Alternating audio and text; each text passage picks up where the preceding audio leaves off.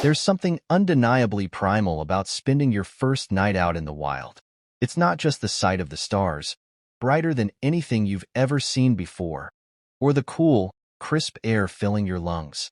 It's that weight pressing on your chest, the realization that you're out here alone, far from the comfort and safety of home. That tiny, nagging voice in the back of your mind whispers, "Am I really prepared for this?" Today, we're transforming all those hours spent reading survival books and watching tutorials into practice. Whether you've spent months researching gear or this is your very first step into nature with just a backpack, there are crucial things you need to know. And here's the truth. No amount of theory can fully prepare you for what the wild has in store. Imagine this. Night falls faster than you expected.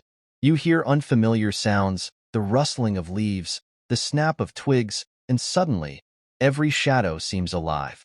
Your heart races, your breath quickens, and it hits you. You're out here, truly out here. For some, it's exhilarating. For others, it's terrifying. But whether you love it or fear it, you're going to face the unknown tonight. And that's what makes this experience so powerful. This is your first overnight in the wild, and by the end of this video, you'll have the knowledge, the mindset, and the practical skills to face it head-on. But before we dive in, I need to warn you, this is not just about gear. Survival is about the mind, the preparation, and staying calm when things go wrong. Because they will. And when that happens, it's not the wilderness you'll be fighting.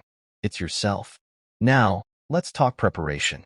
The truth is, no matter how well you plan, nature has its own agenda. You might think you've covered every base, packed every essential item, and triple-checked your gear. But the wild is unpredictable. It doesn't care about your checklist. So how do you plan for the unpredictable? It starts with understanding that your gear is only as good as your ability to use it. You could have the best tools money can buy, but if you don't know how to set up your tent in the dark or start a fire with wetwood, you're already at a disadvantage. First, let's go through the essential gear you'll need for your first overnight. Shelter, fire, water, and food, the big four. These are your lifelines, and I can't stress this enough. Know how to use them before you leave home. Let's break them down. 1. Shelter. This isn't just about keeping you dry. It's about keeping you warm and safe. If you've got a tent, practice setting it up in your backyard.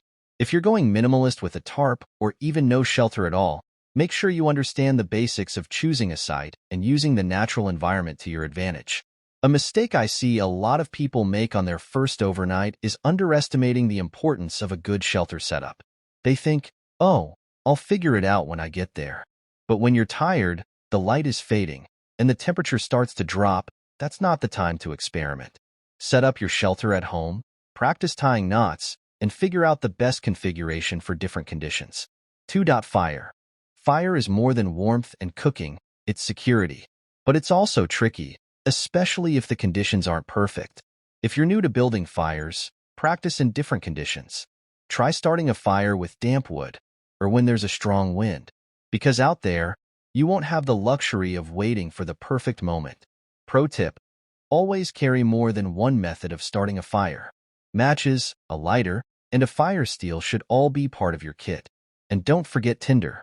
Whether it's cotton balls soaked in petroleum jelly or dry grass you've collected, it's better to have more than you think you'll need. 3. Water. You've probably heard the rule of threes: 3 minutes without air, 3 days without water, 3 weeks without food.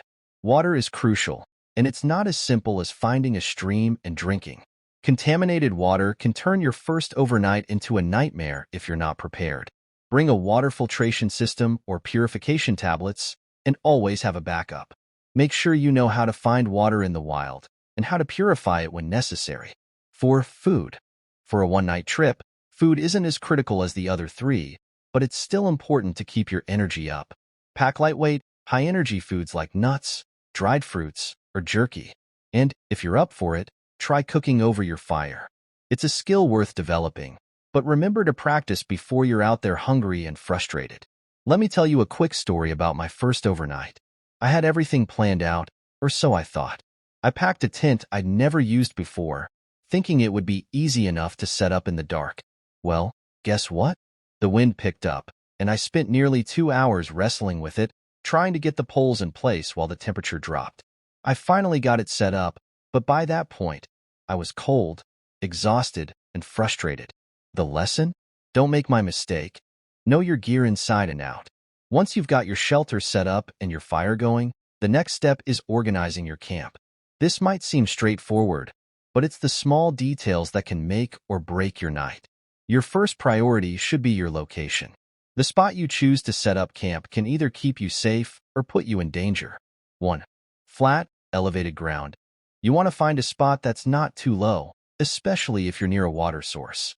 In the middle of the night, rivers can rise, or heavy rain can turn your camp into a muddy mess. Elevate yourself just enough to stay dry, but avoid hilltops where wind exposure can be brutal. 2. Clear of hazards. Dead trees and branches, also known as widowmakers, are silent dangers. In a storm or even a light breeze, these can come crashing down. Always check your surroundings before setting up camp. If there's any doubt about the safety of the area, move. Now, let's talk about fire management. Your fire isn't just for cooking or warmth. It's your protection, but it's also a risk. One of the biggest mistakes I see is people building their fire too big, too fast. If you're not careful, you could accidentally start a wildfire. Always build your fire in a safe area, clear of dry leaves, and never leave it unattended. Keep it controlled, and keep it small unless you absolutely need more heat. And don't forget, the fire needs to be extinguished properly before you sleep. Douse it with water, stir the ashes, and make sure it's completely out before you turn in for the night. The last thing you want is to wake up to a fire spreading through your camp. Once the sun sets, everything changes. The forest at night is a completely different world. It's quiet, too quiet. You'll start hearing things you never noticed during the day. The crack of a branch, the rustling of leaves. Your imagination will run wild, and you'll begin to second-guess every noise. This is where your mental preparation comes into play. The first night outdoors is as much a psychological test as it is a physical one. Fear of the unknown is your greatest enemy. You'll likely hear small animals moving through the underbrush, and in the dead of night, those sounds can seem much larger and more threatening than they are. But here's the thing. The real danger in the wild isn't the wildlife, it's yourself. Your mind plays tricks on you, amplifying every small noise, every shadow. So, how do you stay calm and focused? The key is preparation. Before you settle in for the night, familiarize yourself with the area. Make mental notes of your surroundings, mark out potential hazards, and keep your gear organized. Keep a flashlight or headlamp within arm's reach, and have your fire starter kit nearby, just in case you need to get another fire going quickly. Now, let's talk about keeping alert without letting your nerves get the best of you. It's perfectly natural to feel a heightened sense of awareness during your first night. This is part of what makes it such a unique experience. Your senses are sharper, and you're more in tune with the environment. But don't let that heightened awareness turn into paranoia. Remember, the majority of animals in the wild are more afraid of you than you are of them. By keeping your food properly stored away from your tent and avoiding strong-smelling items like deodorant or toothpaste, you'll minimize the chances of attracting unwanted visitors. Here's a practical tip. If you're really nervous, try using a simple camp perimeter system.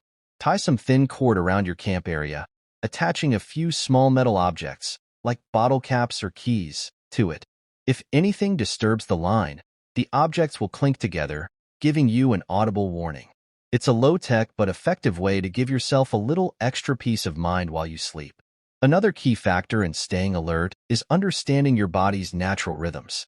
Out in the wilderness, you'll quickly realize that your internal clock starts to align with the natural light cycles. When it gets dark, your body will begin to shut down, and when the sun rises, you'll wake up. It's important to embrace this. Don't fight the urge to rest when it gets dark, and don't rely too heavily on artificial lights like flashlights. Give your eyes time to adjust to the natural darkness. The more in tune you are with nature, the more comfortable you'll feel. Mindfulness is a survival skill that often goes overlooked. When you're out in the wild, especially on your first overnight, being mindful of your surroundings and your mental state is critical. Every decision you make, every step you take, matters. You can't afford to be careless or distracted. But mindfulness is about more than just safety. It's about being present in the moment. One of the most rewarding aspects of spending a night in nature is the sense of solitude and connection you'll experience. Take a moment to listen to the wind through the trees, to feel the cool earth beneath you, to observe the stars in the sky. This isn't just about surviving. It's about thriving in the natural world. Being present allows you to fully appreciate the experience, even when it's challenging. But here's the flip side. Mindfulness can also help you stay aware of your body and mind's limitations. Exhaustion, dehydration, or stress can creep up on you without warning, especially if you're hyper-focused on setting up camp or getting a fire going. Pay attention to your energy levels and take breaks when needed. There's no shame in pacing yourself. In fact, knowing when to rest can be the difference between a successful night and a dangerous situation. Additionally, practicing mindfulness helps you stay attuned to the environment. You'll start to notice subtle changes in the weather, shifts in the wind, or the behavior of animals around you, all of which can be crucial indicators of what's to come. Your survival depends on being in tune with the environment, not fighting against it. The more aware you are of these cues, the better prepared you'll be for any surprises that the wilderness throws your way. No matter how well prepared you are, nature has a way of throwing curveballs. Rainstorms, unexpected temperature drops, or even a misstep that leaves you soaked to the bone. These are the realities of spending a night outdoors. And while it might sound intimidating, embracing these challenges is part of what makes the experience so memorable. Imagine this scenario. You've set up camp perfectly, your fire is crackling, and you're feeling confident. Then, out of nowhere, a storm rolls in. Your fire goes out, your gear is soaked, and the temperature plummets. What do? The key here isn't to panic, but to adapt and overcome. You find shelter, assess the situation, and use the knowledge you've gained to stay warm and dry. This is where the mental aspect of survival becomes just as important as the physical. You can't predict every challenge, but you can control how you react to them. When things go wrong, it's easy to let fear take over. But remember, every obstacle is an opportunity to learn, to test your limits, and to grow stronger. The more you embrace the unexpected, the more resilient you become, not just in the wild, but in life. And here's a truth that every seasoned outdoorsman knows. It's the tough moments that make the best stories. The nights when everything went wrong, but you made it through, are the ones you'll remember the most. So when the wild throws a curveball your way, don't see it as a failure. See it as part of the adventure. When the sun finally rises on your first night in the wild, you'll feel a sense of accomplishment like no other. You faced the darkness, the unknown, and the challenges of nature, and you made it through. But the real value of this experience comes from reflection.